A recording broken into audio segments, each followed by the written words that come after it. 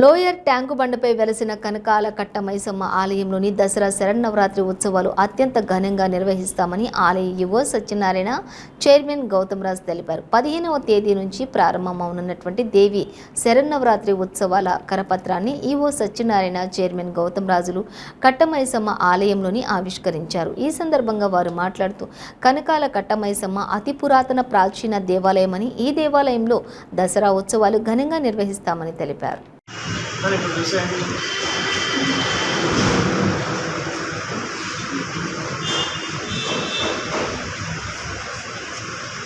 Shri Kanakala Katta Maisamma temple, lower tank bund, Hyderabad. ఆశా దసరా నవరాత్రి పూజలు 15వ తారీఖు నుంచి స్టార్ట్ కాబోతున్నాయి.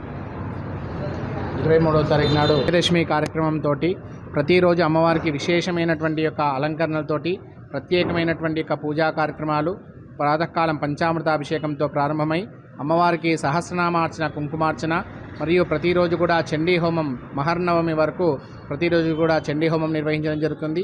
అలాగే సాయంత్రం పూట ఈ ప్రదోషంలో ఉన్నటువంటి యొక్క ఉపవాసంలో ఉన్నటువంటి భక్తులందరికీ కూడా అమ్మవారి యొక్క ప్రసాదాన్ని అన్నప్రసాదంగా నిర్వహించడం జరుగుతుంది.